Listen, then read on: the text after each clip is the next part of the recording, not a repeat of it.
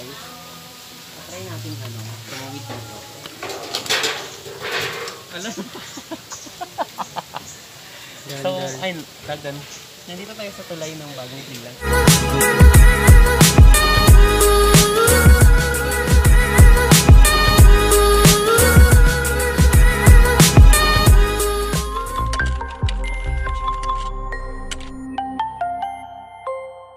So, dito pa kami. Hindi kaya mahulog ako dito. Let's delikado dito. Hindi yan. Diyan ka muna sa dulo. Wait lang. Ako yung muna mauuna. Malayo dapat.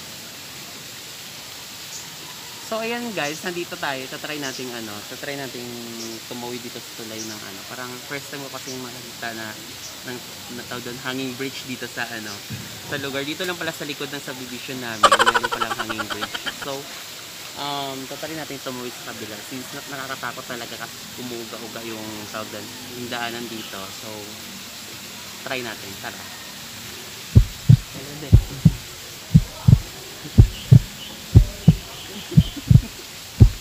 Ayoko na niya. Parang gusto ko na bumalik. Dear God. Ayoko na talaga.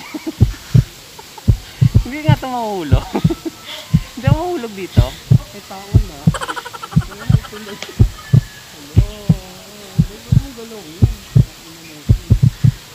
Basta wag ka lang bibitaw, tsaka tuloy-tuloy lang. Gusto ko na bro. Tuloy. Huwag madalin, sige lang.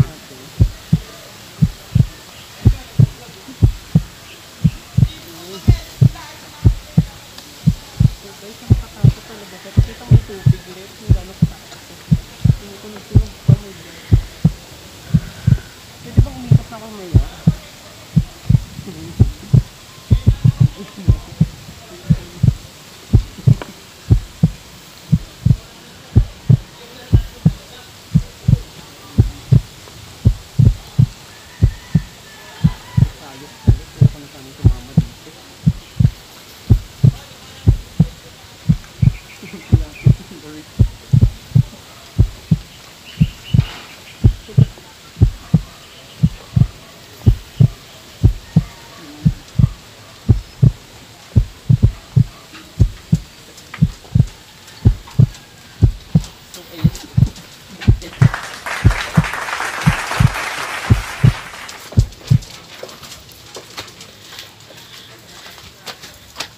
So ayan na nga guys, natawid na natin yung kabila. So parang ayoko nang bumalik mamaya. So patayin mo muna yan. Dahil sa tinapay guys, napatawid kami dun sa hanging bridge. Yun yung tinapay. Daladala ni Ann. Ayan, bumili kami. Doon kami tumawid sa hanging bridge. Nakakatakot pala tumawid dun. So mamaya babalik ulit tayo. So check it out mamaya guys. Kung gaano nakakatakot yung lugar na yun. So mamaya ulit. A few moments later. So guys, andito ulit tayo ngayon, pabalik na tayo. So parang nanginginig ang aking laman sa aking paa guys. Nakakatakot talaga yung hanging bridge kasi kahoy lang siya. Gawa siya sa kahoy and then mayroon ditong bakal na hawakan. So dito na lang tayo hawak para at least kahit paano yung bigat natin dito sa bakal. Parang nakakatakot eh. Tumutunog-tunog pa yung kahoy. So napakataas. So tara na, balik tayo ulit.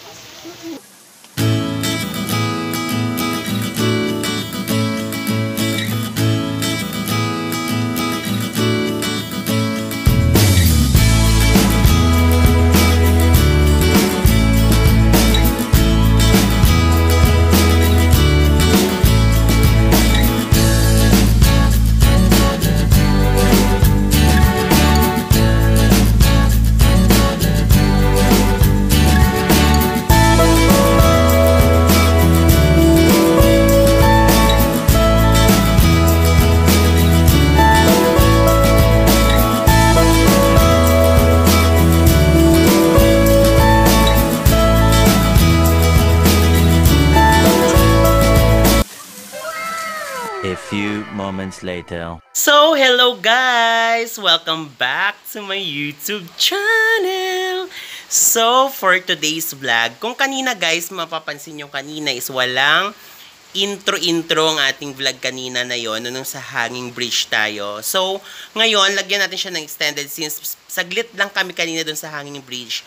Gawa nung yung Hanging Bridge kasi guys is parang naging tulay siya ng mga tao or kumbaga yun yung way nila, wala silang ibang way para makatawid sa kabila. So naging public public way siya ng mga taong. A few minutes later. Kaya nga guys, nagbabalik na tayo. Ito na ang aking pangmalakasang hapunan ngayong gabi na ito. At ito ay walang iba kundi ang taran! Medyo madilim ang ating background. So saging siya guys na saba. So ito ang ating magiging hapunan. So, pitasin lang natin. I mean, tagal-hiwalay-walay natin siya sa pagkakadikit-dikit. So, okay na yan. So, ayan lang guys. Ayan lang yung ating banana hapunan. So, babalikan ko kayo mamaya guys. A few minutes later. Tayo sa ating kusina. Yan, lalagyan na natin siya ng water. So, siguro tama na yun, guys. Gasan muna natin pala, guys. Kasi, so, check it out nyo, guys, ha. Yan, ang kaso na natin ng ating saging. Lagyan na natin siya ng tubig. And then, lagyan natin sa lutuan. So, ayan na guys, antayin na rin natin mamaya siya na kumulo at luto. Takpan natin. So, magbabalik tayo ulit mamaya guys. Ayan na nga. Siguro naman, na to, luto na yung ating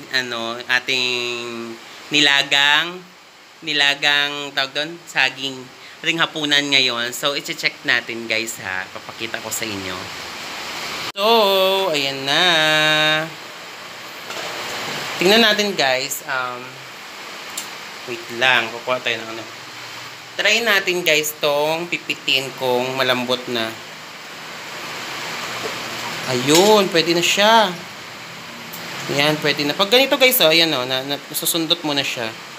So, pwede na yan. So, pwede na nating haunin. Guys, naglagay na tayo ng mantika guys. Hindi ko na napakita sa inyo. Prito na tayo. So, ayan guys, magpiprito na tayo ng walang iba kundi ito. Fresh na tuyo. So, piprituhin lang natin. Yan. Masarap sana yung sinugba o inihaw. Kaso di ka naman pwede mag-ihaw ngayon. So, yung piprituhin na natin guys, 3 piraso lang. Binili ko din to kanina sa labas.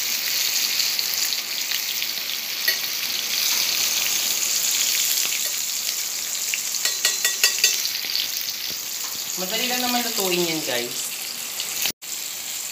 Balik ka rin na natin guys.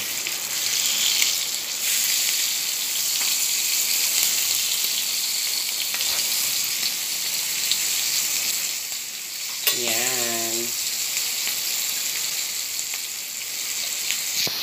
So hindi na ako dyan nagluto kasi sayang yung gasol. So feeling ko guys, bilis na naman maluto to. Pangit naman pag sunog. So, pwede na nating haunin yan. Tumatalsik-talsik ang mantika. So, guys, welcome back again. So, eto na nga guys. Kung makikita nyo sa ating thumbnail, yung pinost natin kanina at kung anong kakainin natin ngayon. So, eto na nga. Kaya natin yung saging with toyo. So, nilagang saging lang siya, saka tuyo. So, medyo pasensya na kasi hindi gaano akong naririnig ngayon kasi ang lakas talaga ng ulan ngayon guys sa bagyong Ulysses na to. So, pag umulan kasi dati sa probinsya, yung nakwento ko kanina, minsan syempre yung mga tao, di ba, pag walang pag tinatamad bumili ng or walang pambili ng sa palengke, ganon. So, saging lang talaga pinakain sa probinsya. Nilagang saging and then tuyo. So, So, samahan niyo ko ngayong gabi na to. Balikan natin ang mga nakaraan.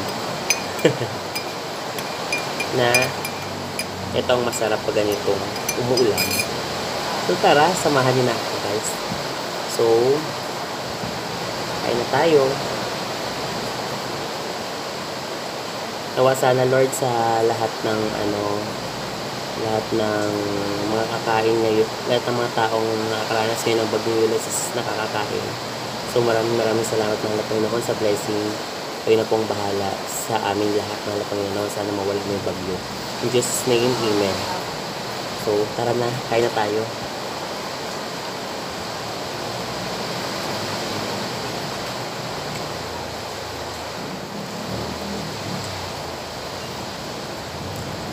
So,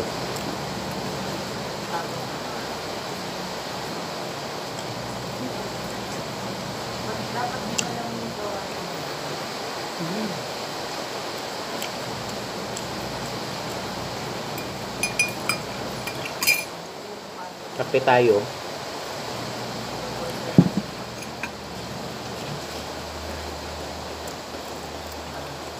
Kape.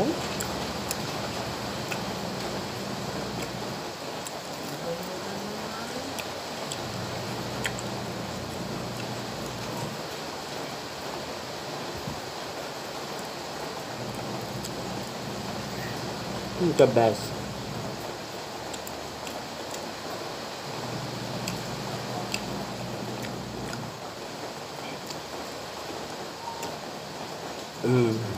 Wow.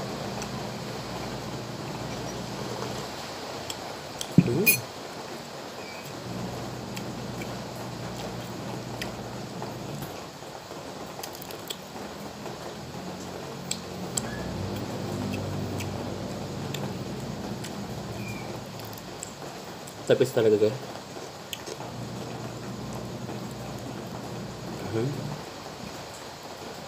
Tuyo. Sarap na nabilang ko ng tuyo kasi hindi siya maalat. Perfect.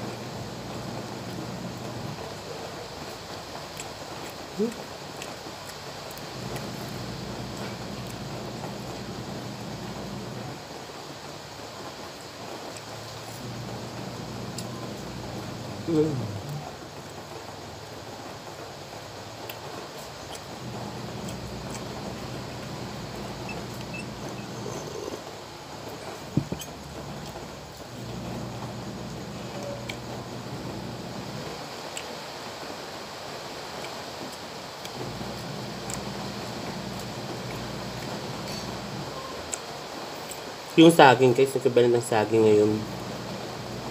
Para ka na din bumiling bigas. So, ang suswerte ng masa probinsya kasi may kanin sila.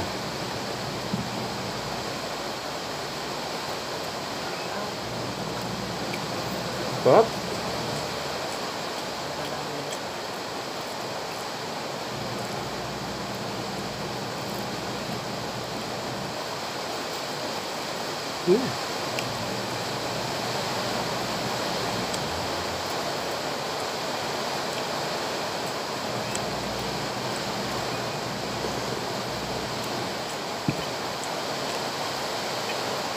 Partner to tsaka yung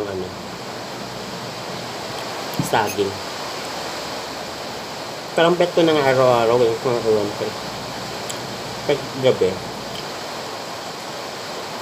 Ano pala?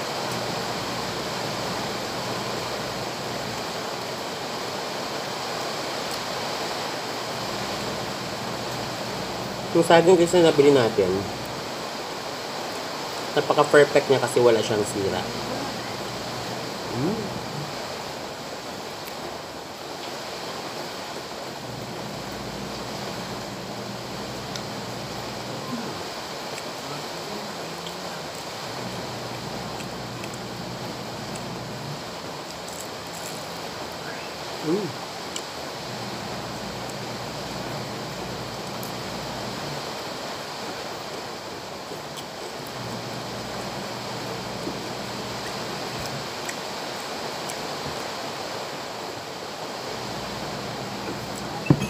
Ngayon ako naglalaba. Saan malakas ulan?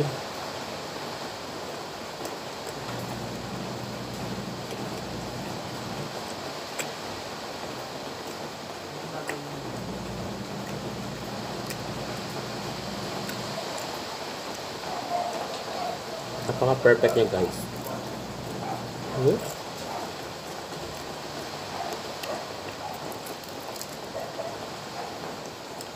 Bago yung kulay ng puso mo.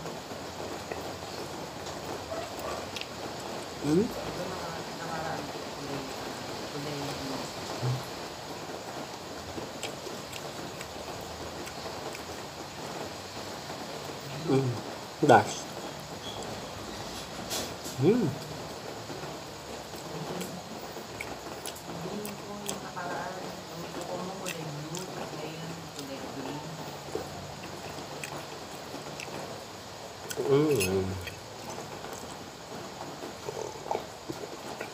Shit, sarap.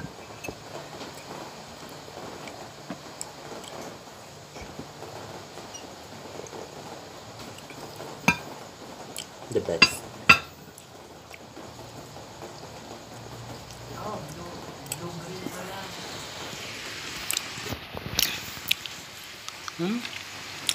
So,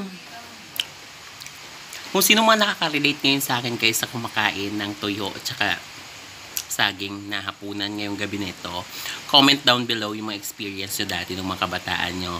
So, wag lang kayo mag-atubiling mag-comments and then i-share and i-like at wag kalilimutang mag-subscribe sa aking YouTube channel dito lang sa Ang Joe TV. Bye!